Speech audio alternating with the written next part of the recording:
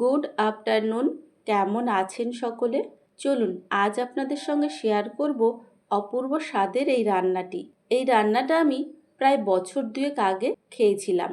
আমার একটা ফ্রেন্ড আমাকে এই রান্নাটা করে খাইয়েছিল, কিন্তু বিশ্বাস করুন সেই রান্নার স্বাদ আমি আজও ভুলতে পারিনি। আমি আজকে আমার নিজের মতো করে চেষ্টা করছি রান্নাটা করার।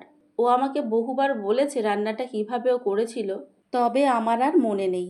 আপনারা তো দেখতেই পেলেন, আমি কুমড়ো, কাঁঠালের বীজ, আলু আর পুঁই শাকগুলো খুব সুন্দর করে কেটে ভালো করে ধুয়ে নিয়েছি। তারপর কড়াইয়ের মধ্যে একদম সামান্য একটু তেল দিয়ে পুঁই শাকগুলোকে সেদ্ধ করে নিয়েছি। আর সেদ্ধ করার সময় একদম অল্প পরিমাণ লবণ দিয়েছি, কারণ পুঁই শাকের মধ্যে না হলে বেশি লবণ হয়ে যাবে। তারপর পুঁই শাকগুলো সেদ্ধ হয়ে গেলে ওর মধ্যে একে একে কাঁঠালের বীজ, আলু আর কুমড়োগুলোকে দিয়ে দিয়েছি। তারপর আবার কিছুটা লবণ দিয়েছি। রান্নাতে লবণটা যদি ঠিকঠাক না হয় তাহলে রান্নার স্বাদটা যেন ভালোই লাগে না। অল্প লবণ হলে যেমন ভালো হয় না রান্না খেতে, তেমনি একেবারে আবার বেশি লবণ হয়ে গেলে সে রান্না খাওয়াও যায় না। তাই আমি বারবার করেই লবণ দিয়েছি, তবে অল্প অল্প পরিমাণে। এরপর ভালো করে নাড়াচাড়া করে নিয়ে আবারও কিছুক্ষণ ঢেকে রেখে দেব, যাতে সবগুলো উপকরণই আরও ভালোভাবে সেদ্ধ হয়ে যায়। চলুন এটা ভালো করে আরেকটু সেদ্ধ হয়ে যাক, আর আমি অন্যদিকে ইলিশ মাছগুলোকে ভালো করে ধুয়ে ভেজে নিই। বর্ষার ইলিশ যা অপূর্ব স্বাদ, বাঙালিই বুঝবে একমাত্র। ওই যে কথাতেই আছে, মাছে ভাতে বাঙালি।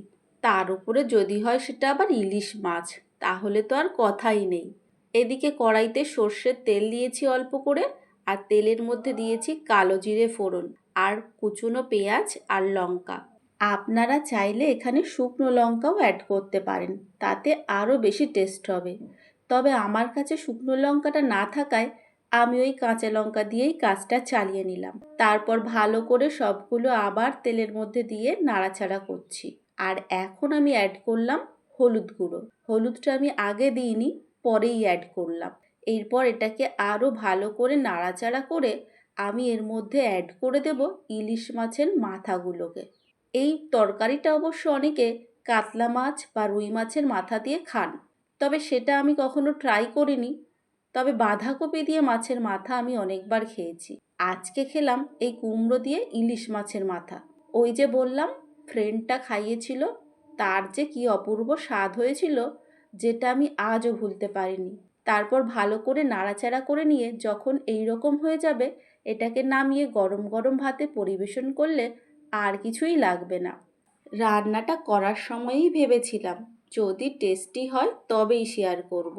সত্যিই খুব টেস্টি হয়েছে, তাই আপনাদের সঙ্গেই শেয়ার করলাম। এই দেখুন ভাত নিয়ে বসে পড়েছি, আর নিয়েছি ইলিশ মাছ 2 পিস ভাজা আর ইলিশ মাছের তেল, সঙ্গে চচ্চড়ি আর ওল সেদ্ধ।